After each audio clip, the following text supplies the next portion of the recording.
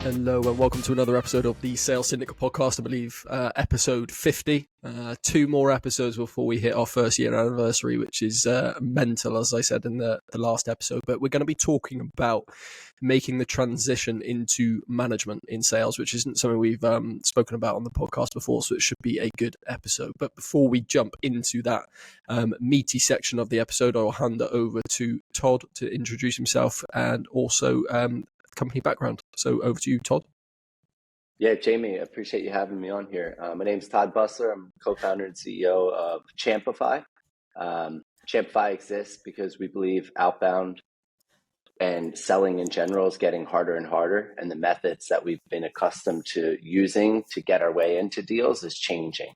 And Champify's whole goal and premise is to approach pipeline generation in a different way by focusing on people that already know you, right? We think that some of your best leads are already in your CRM and people just aren't spending enough time and attention there. Before that, I was first sales rep at a company called Heap.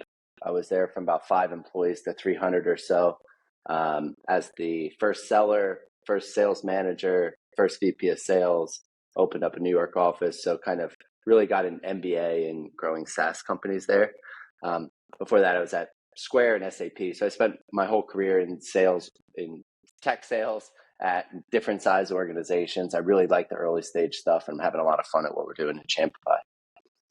Nice. I'm very envious. I've always wanted to thought about whatever starting my own thing. So it's definitely something that I'm intrigued to follow. But you've actually ticked off my next question as well, which was going to be a bit about your background in terms of your journey into management and beyond. Because I think if we're talking about the transition into management, it's good to understand sort of I guess your journey. So just to go in a little bit more detail on the Heap side of things, in terms of how many years that was, how long you were SDR, AE, how many years it took you to get into management. Do you want to just give us a little bit more of a breakdown of that?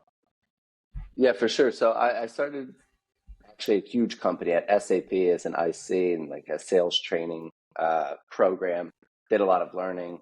Then I went to Square. Square at the time, this is like 2014, had no sales reps. So I was part of the first class of sales reps that they brought in. There was like 6 or 8 of us, and that grew to 60 in 1 year. And I think that's where I started to realize, like, okay, hold on. There's a whole lot going on here in a sales organization outside of selling. So commission plans and territories and training and enablement and onboarding and hiring, all of these things I started to get exposure to there. I wasn't running them or responsible, but I was very close to it because it wasn't a huge organization. That's where I started to say, like, okay, this management leadership thing could be for me. So I made a conscious decision to say, hey, I want to go to a smaller company where I can take a little bit more of a risk, bet on myself, and if it works, I should be able to accelerate my track there. So that's why I joined Heap. Like I said, I was a 5th or 6th employee. There was just engineers when I got there, no sales force, no contracts, no sales process. We weren't sure how to price the thing. We were at a couple $100,000 and mostly swipe your credit card ARR at the time. I spent the first year like purely selling, just figuring out like what's the value prop, how do we start to get our deal sizes bigger, how do we bring on our first SDR, things like that. Then it very quickly the company started scaling and the need for management was there, and the founders trusted me to hop into that role. And was that sort of like a AE position almost? Oh, it was completely initially an AE position. Yeah, it was right. The first AE, like 100%. Comp plan that was very variable oriented to bet on myself, but 100% an AE role to start. Sure, I was doing things outside of maybe a pure AE, but that's what a first AE signs up for, right? Writing a case study or setting up Salesforce or thinking through a price book. But yeah, it was definitely a pure AE role. And then once you had made that transition into management, obviously before Champify and things, what was what did that sort of window look like in terms of that portion? Yeah, the window looked like this. We had probably 2 or 3 reps and an SDR at the time. This is probably getting to like $1 million in ARR, maybe $1.5 million in ARR. The founders wanted to hire a VP of sales, kind of very traditional path at a lot of companies that's that size. Hired a VP of sales.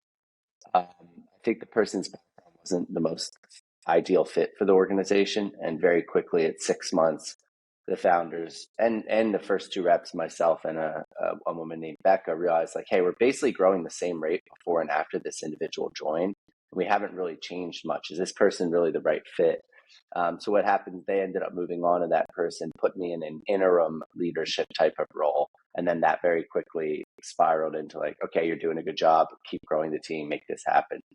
Then I started leading sales there for about the next 2 years until we brought on a CRO, and then I rolled up to that individual. I was the VP of sales, he was the CRO. Nice. So I think the only reason I asked is because it just sort of talks to your understanding and breadth of knowledge on the topic, which is transition into management. So I think we've jotted down on our sort of kickoff call that we have before these a number of points we're going to talk through. I think a couple of them you already mentioned in terms of templates and decks and things like that, of stuff that you need to think about how to go about it. So hopefully some solid advice throughout there that people who are thinking about the transition into management can take away, and maybe it will spur them on in order to, I don't know, make that transition more quickly, or at least more effectively. So the obvious place to start is probably a question that a lot of more seasoned sales reps, let's call them, ask themselves, which is management right for them? Because I have spoken with people who have gone into sales management and actually I actually went back to being an AE because I enjoyed it more. So how do you begin to determine if it is the right move going into management? It's a great question. I think a lot of people assume, hey, I'm doing well, therefore I need to become a manager. I have some of my best friends that are sales reps at slightly large organizations, and they do extremely well. They're fulfilled professionally. They find it challenging. They have tons of upside, and they have no desire to be a manager. I think that's great. Like, there's a world, like, we need folks like that in every organization. I actually had this debate myself. At one point, the deals at Heap were starting to get a little bit bigger. I was very good at selling it. I said, you know what? I should just go and try to chase the biggest deals possible here. And the CEO sat me down one day. He goes, look, you could do that, but think about the impact you can have if you can get 10 reps to your ability. And I think that really just stuck with me. I think I got that, like, turned off the short term, like, go make as much cash as possible. And something about leading a team and changing tons of behaviors and thinking at a higher level, that just appealed to me. Now, if it doesn't, I don't think there's anything wrong with that. I don't think people should look at staying as an IC for a long time as negative. I think that's great. I think you need to be honest with yourself about what is motivating you in this moment. What are the things that really get you excited? And if it's coaching and kind of strategizing and figuring out how to change groups of behaviors in a programmatic way, then management should be a great option for you. If it's, hey, I like chasing the biggest deals and I like being in all the deals, management might not be the best track. Yeah, and I think that's probably quite an easy way of thinking about it, because I think everyone listening to this, watching this, will know whether they feel more comfortable or they would get some enjoyment out of leading others, or they just like the thrill of hitting the biggest deal sizes and the top of the leaderboard or whatever. There's different types of people. I think everyone's going to know which camp they're in, A or B. So I think that's an easy place to start. So let's just paint a bit of a picture then. Your transition into management, I don't know, your first 3 months, I guess, is very, very important in terms of that initial setup of cadences, templates, team communications, meetings, whatever. So in terms of whereabouts, where you started in terms of implementing your own approach, where do you start? Start by saying this. I did it the complete wrong way. Like, we were a company that was founded by two first-time founders with really no management experience from the two of them. Right now is rolling up to one of the founders. I think you need to realize is a lot of sales leaders are not trained. Like, most of the time you spend a ton of time training individual reps, And then you become a manager and they're like, okay, you saw what other managers did. Now just go do it. And some people can learn by observation and seeing what worked and didn't, but no one's really trained how to do this. So I think the first couple months, I wouldn't say it struggled, but like I didn't have the right frameworks. I didn't have the right cadences. I didn't really understand what I was doing, even though I was doing a lot of the things that were right. I think what that meant is I was spending lots of time in different areas, weren't super strategic about the metrics that we were trying to impact. I think the way I approached it was, at 25 years old was, what did I see other managers do for me in the past that I liked? What are some other things that I've seen that I didn't like? And I tried to make my own version of that. I think very quickly, months in or years in, a couple things happened. We hired a consultant that was a previous CRO, actually at Box, the company that was super early there, took them public. He came in as a consultant because I think the founders recognized, like, okay, Todd is smart, knows how to sell this thing, seems to be building the right team, but doesn't have all the right foundation in place. And that's where I learned a ton from getting that mentor who was able to say, here's what your operating cadence looks like. Here's how you run a good one-on-one. Here's how you run a forecast meeting. Here's how you're going to structure deal reviews. Hey, here's how we're going to introduce QBRs. It was just all this level of thinking that I wasn't accustomed to. That is not rocket science, right? But you have to see it once or twice to start to build out your playbook. So hopefully that answers your question, Jamie. Yeah, 100%. And I think I've just mentally jotted down a couple of those things that you're talking about then. So operating cadence and rhythm, what are we talking about there? Yeah, so what I mean is, like, okay, you're a frontline leader, you have 5 to 8 reps on your team.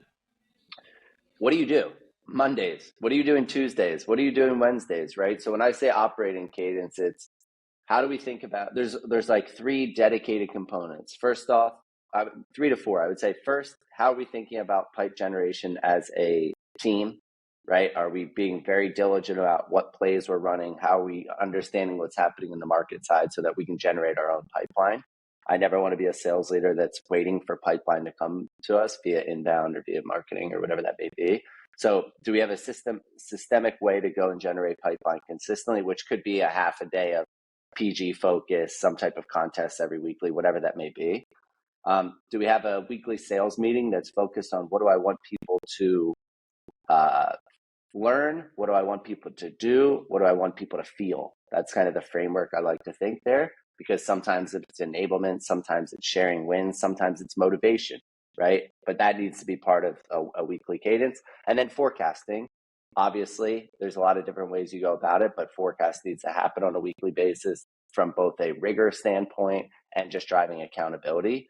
And then enablement. So enablement might not be on a weekly basis, but there's some rigor of, hey, every week or every 2 or 3 weeks, we're doing some type of enablement, because things change in these tech companies so quickly and the market's always changing that you have to constantly be sharpening the sword. So that's what I mean when operating cadence and rigor. And in that also comes one-on-ones. What do we actually expect in a one-on-one?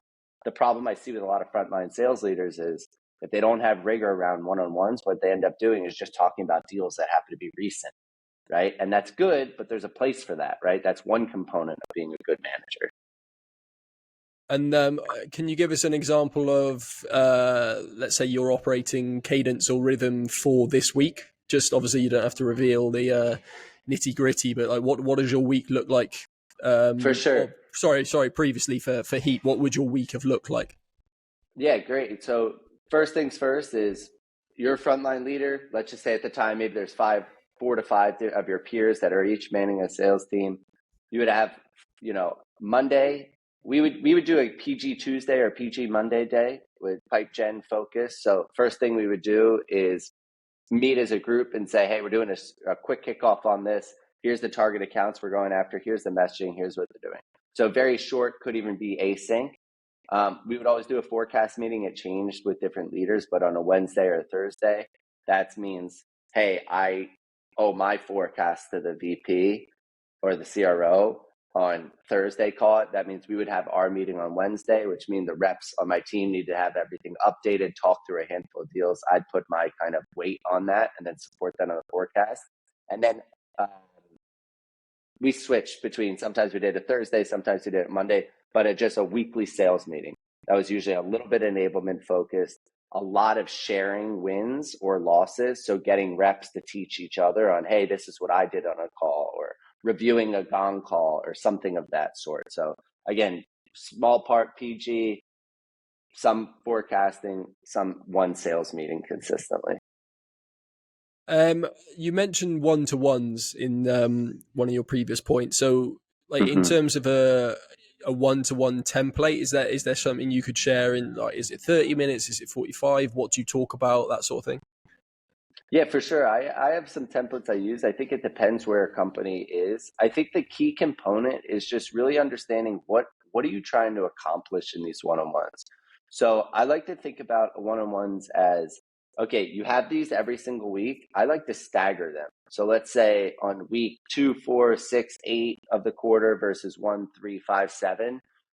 You spend one of the weekly ones thinking about like current quarter deal coaching. Like no matter what, reps want to spend a lot of time on deals. It's worthwhile exercise, right? But that's not the only thing what you want to do. So I set the expectation that, hey, every other week, we're going to talk about current quarter and deal coaching. On those offset weeks, we're going to talk about pipeline activity, KPI reviews, meaning, hey, what are you seeing compared to your peers on win rate? What are you seeing about moving sourced week over week? What are you seeing about your deal size trends? Just so they're constantly thinking about that. One of those one-on-ones on a monthly basis, which is shorter, just to talk about skill development. So like, hey, what skills do we need to be working on? Where do you want to move? What's the promotion you're trying to get? Are you happy on the comp side? Is there anything happening in your career that we need to get in front of? And this is trying to get in front of churn issues and people leaving and not knowing about it. It's very easy to just spend all your time talking about deals and go, holy shit, we haven't had that conversation in 3 quarters, and then wonder why people are leaving, right? So the more rigorous you are in this, the better chances you are going to have retain people, make them happy, make them successful long term without burning out. Yeah, that's interesting. The staggering. I've not heard about that staggering before, but it makes a lot of sense. And do you would you have put all of your one-to-ones on the same day each week for everyone, or would you stagger the individuals on different days? Now I try to stagger. I like to try to do most of my one-on-ones like half of one day, because it's hard to like get out of that mindset and then get back in. And I think if they're scattered around, it's hard to be focused on it. So whether it's 2 half days or one day, whatever, I do think it's best practice to do it all together. At least that's how I like it. And do you prefer that towards the start of the week or towards the end of the week? Most of like right now, a lot of my one-to-ones are on Monday afternoon, Tuesday morning. Try to like, okay, everyone knows what they're doing. We have a chance to address everything. I don't know if that's right, but that's how I approach it. Yeah, because I guess there's arguments for both. If you do it at the end of the week, you've got the weekend to digest it and come back and maybe hit the ground running. But you also might forget. 2 days is quite a long time if you're off to Ibiza for 2 nights and you've had a lot to drink in between. You're probably going to forget everything. Yeah. Okay, let's take a step up then in terms of like QBR. I guess quarterly reviews for the team, but then also QBR sort of decks presentations for leadership. Then, so quarterly, what are we thinking about quarterly? I remember the first time a QBR was introduced. So I didn't do them at Square. It was very transactional, kind of monthly business, right? And then I remember at Heap, we didn't introduce them until probably like 2 or 3 years in. And at one point I was like, isn't this what big companies do? Like, what's the point of this? And then after doing it, I think we made a mistake and should have done it way earlier. The whole idea with the QBR is first line, sales leadership figures out what's the deck, what's the template, what's the format, whatever that may be, just so everyone's on the same page. They're not spending hours and hours preparing, but they are having to think through their business, right? And the idea here is that you can do 2 things. So as the sales leader, your job is to basically understand what is happening across my organization, my team, so that I can surface up any challenges that need to get to the right people. Like, hey, this product gap is becoming a real issue. This competitor is peaking up here and we don't have a good story. Or, hey, I'm just seeing a lot of velocity risk that therefore like we should think about our forecast, right? So that's your job as the frontline leader. I think the benefit that I didn't understand until I saw this run well was there's a lot of benefits as the seller, because you just have to stop. Like, you know, frontline sellers, they're running 1,000,000 miles an hour. They're always chasing the next deal. They're running on highs and lows. They tend to have really big recency bias. This allows them to step back and say, okay, what is my win rate? Where am I seeing deals get stuck? Right? Where are my trends of deal size versus my peers? And it makes them, it's a forcing function to have a strategy going forward. I'm going to make a series of bets about where to spend my time. That's what AEs do, right? The best ones make better bets and understand where to spend their time. So this is getting others, ideally some of your peers and management, to say, is this the right strategy? No one knows, but do we think this is the best strategy to invest our time? We only have so many hours we can work on. Is this where I want to spend it? Is this the right plan to increase the likelihood of hitting our number? So that's how I approach it. In terms of deck or template, I don't think it matters all that much. Just needs to be consistent. Here's how we do a short look back. Here's how we look at the 3 or 4 metrics that matter. Here's how we have a plan on presenting what you're going to do moving forward. So it's a review of what's been, a look at the key KPIs, and then a look at what's coming up, basically. So nothing too overcomplicated or anything. No, and I always had an ask session, which is like, what do you need from the business to be successful, right? And then you get a really good understanding of like where are people falling short, where are we seeing some trends, and also just how the reps think. Like, what do they interpret at some of their problems? A lot of them will then go into, you know, what's your plan from an enablement perspective as well. Makes sense. No, you spoke about it at the start, but obviously forecasting is a large chunk of any management role, I guess. But the note I've got down here is about like basic blocks that help with forecasting. So do you want to just describe what you mean by the basic blocks? Yeah, my take on forecasting is this. I think a lot of organizations spend a outsized amount of time forecasting. It's like, if you're years away from being a public company, I make the argument, a lot of people disagree with me on this, I make the argument that you're better off having your best sellers and frontline leaders going to try to impact the number than try to figure out exactly where the number's going to land. Right? Like, again, public company, very different story. Very close to going public, I fully understand. But I've talked to smaller 200-person organizations that are nowhere near going public that have multiple forecast meetings per week. I think it's overkill. In my opinion, ops should run the forecast meeting. They're the one who's saying, here's what the data is saying, here's what we're seeing. And then the sales leadership, frontline, next level, et cetera, should be the ones putting their calls on top of that. Hey, we're in these deals. This is what we're hearing. This is, you know, most of the time they've already been good sellers there. They should be putting some qualitative feel on top of what ops is saying and what ops is leading. The way that I think is a best practice is just making sure you have a really clear vernacular on what you're calling things, right? Hey, what's best case? What's upside? What's commit? I think a lot of people have heard this from different jobs, and it means different things at different companies, right? So making sure there's a really clear vernacular, making sure what are the steps required to move something into one of those stages, giving the reps giving the frontline managers or even second line managers their ability to edit that as they fit, because they should have seen more deals than anyone. And try not to spend so much time on it, because I think you're better off going to try to impact the deal instead of guess where it's going to land. Especially in today's environment, it's very hard.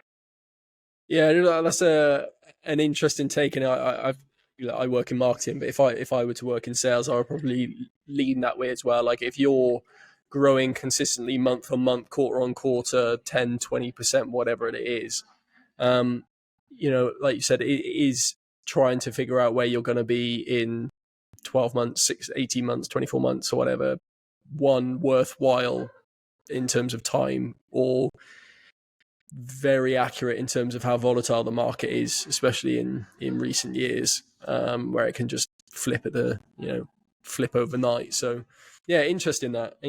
So is it, you know, like you're saying, but just put all of your effort, energy, and, you know, thought and time into increasing the key metrics, essentially. Just fight it. Yeah, I heard someone use a good uh, analogy saying, I think it was Matt Cameron, who's actually an amazing frontline sales trainer, which is I'm a huge fan of what he does, but I think he said something like focus on driving the plane versus figuring out where it's going to land.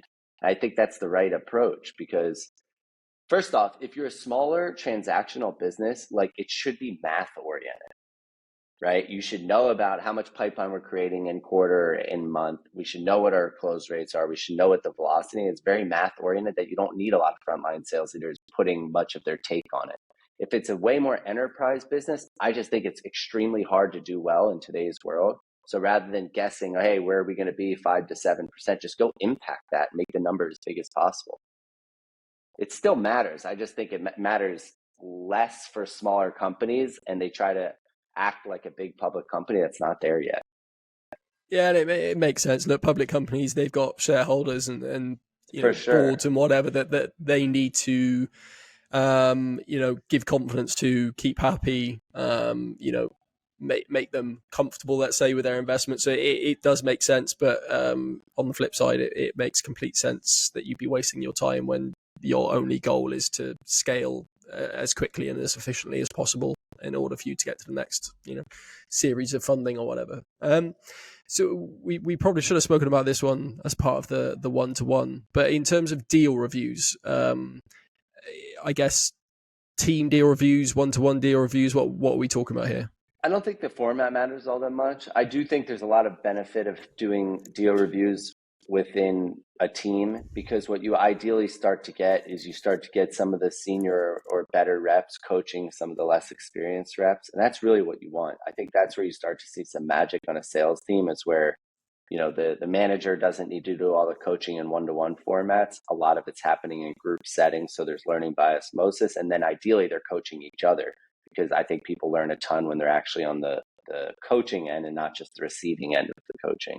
So I think the takeaways for me on deal reviews is have some structure for how you go about it, whether you use MedPick or Spin or whatever it is. There should be some way that people know what they need to think about beforehand and fill out to be able to understand and uncover gaps, and then be able to have peers, or as the manager, be able to have ways to challenge this individual. Ideally, where it's not just you telling them, hey, I think you're missing this. It's asking questions to get them there, because really what you're trying to do is teach them how to do these deal reviews by themselves every single day, not need a group setting that's in a very, very expensive meeting. So I think the context of a lot of what I'm saying as a frontline leader is, how do you start to set up the systems, and how do you start to set up the mechanisms for these individuals to learn a lot of these things on their own, so you don't need to be doing it one-to-one.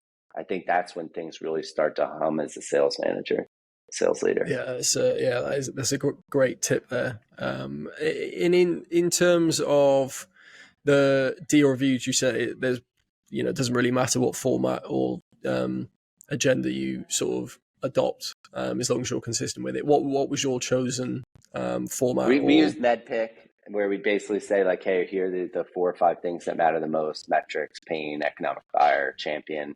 And we really, most of the time, I think people get bogged down with MedPick. It seems like really big and confusing. I think there's like 3 or 4 components of it that are super important.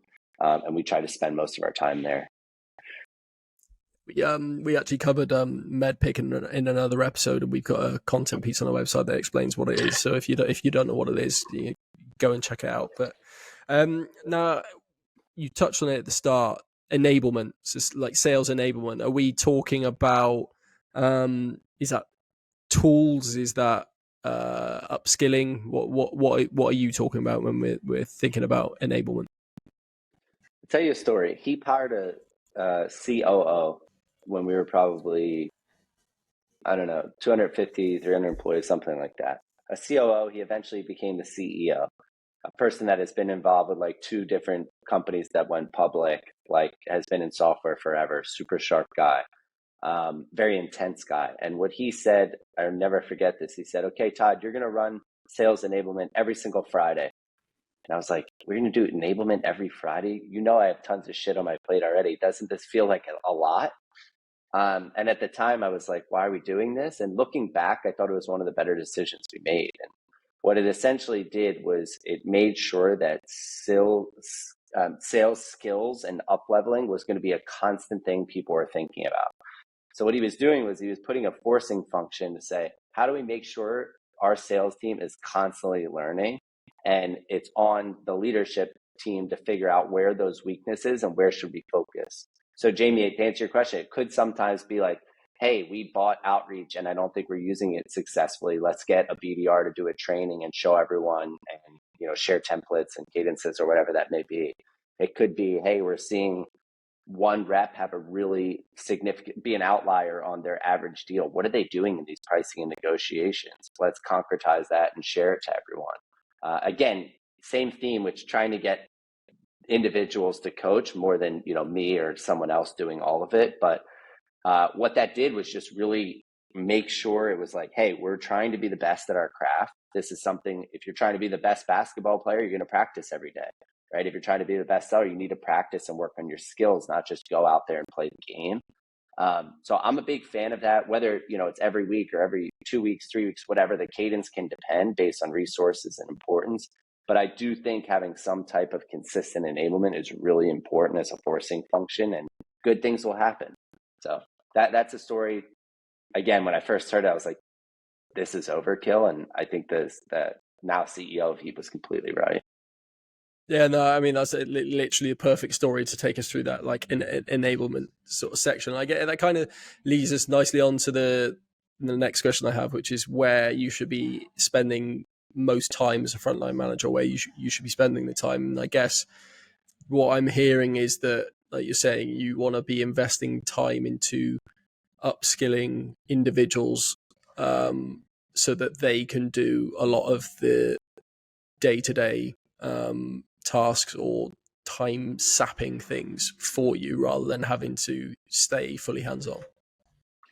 100%. I mean, you've been doing this a while. Like, you've seen sales managers that seem to be really calm, know what they're going to do in their forecast, don't seem to have a ton of people issues. And then you've seen others that are chaotic, running around with their head cut off. Everything's last minute. The reality is most people are not trained to be a frontline sales manager. And what that leads them to do is they have a lot of pressure to hit the number. So they think they need to be the super rep, and they spend a lot of times in deals or on one-on-one coaching of deals. And in the short term, okay, that's fine. But the reality is the more time you can spend on upskilling, getting people the ability to coach themselves, and getting the team to learn from each other, giving them the structures and tools to understand how to forecast, not just spend time on the one deal and where that's going to land, the more calm you're going to be, the better future leaders your company is going to have. So just my advice to people, and I learned this the hard way, I completely messed this up. And I remember feeling like I was running in circles until I had someone really show me how to do this, is just think critically, have a program around, well, that's why I say operating cadence. I didn't even know what that meant when I first started, right? And then I start to think about, like, okay, here's exactly how I do this. Here's exactly how I set things up to avoid super rep, to avoid feeling like I'm running around my head cut off. So again, the natural inclination runs there. And I think you have to constantly fight that if you're early at this in your career. Okay, let's share some top tips then. So typical question that we usually ask on these episodes is like a top 3 tips. So top 3 tips for new sales managers. Yeah, it's number 1, set up an operating cadence. Exactly what you're going to do week over week. Make it very clear to your team and exactly why you're doing it, and set the right expectations of what's going to happen in each one of those meetings. That's point 1. That avoids the calendar shuffle, etc. Point 2, implement some set of QBRs. It could be monthly if you have a more transactional business, quarterly if it's a bigger business. Some set of that really just gets the team thinking about their strategy, challenging each other on what their plans going forward are. And then finally, some type of enablement schedule. Like, some people would say, well, we have a sales enablement. It's like, okay, well, is that actually happening? Like, do you feel like it's high quality? Because if not, it's hurting you, right? So 3 things: operating cadence, enablement schedule, get QBR started in some way, shape, or form. What was the single most valuable skill that you had to work on in terms of like, it's not just about upskilling your team, right? So what was like the single biggest thing that you improved that ended up being very valuable in that new role? Awesome question. I think there's two things. So the first thing is just giving hard feedback. It's not comfortable in the beginning. I started as a rep. I was a peer with some of these people very quickly. I was managing some of them. A lot of them were my friends socially. So it's hard, right? So I think getting really good at giving concrete, candid feedback is one of the most important skills to build. And it's a skill. It's not, hey, I can naturally do this well. It's something you have to work on. So whether you're reading a book like Radical Candor, or subscribing to different philosophies out there on how to do it, it's a skill that needs to be worked on, and it doesn't get easier. You can get more comfortable with it, but having hard conversations is tricky, and it's something you need to work on. I think the second thing for me is I'm pretty emotional in terms of like, when things are going well, I'm really excited, but also when things are going poorly, I have a tendency to wear some of those emotions on my sleeve. So I remember a CRO came to me, he goes, look, people are looking up to you whether you like it or not.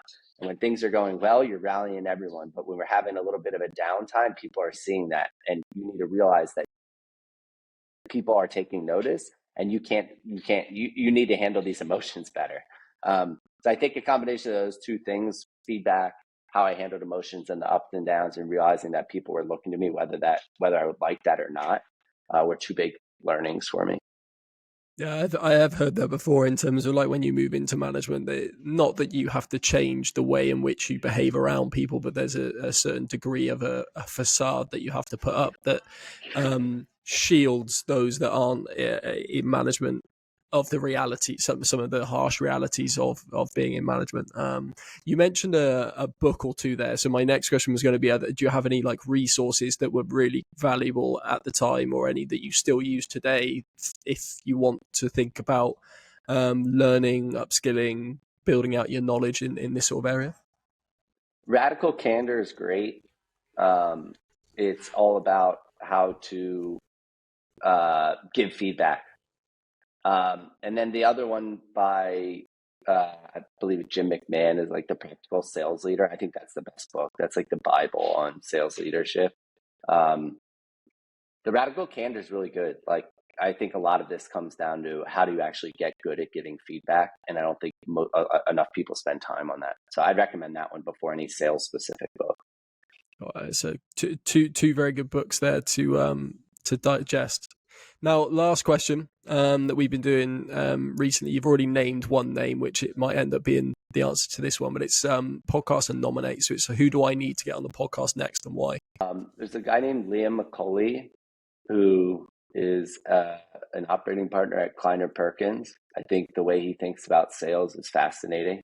Like, just wrote an interesting blog just this week on like a ratio that not many people talk to, which I think is a super interesting way to think about early stage sales.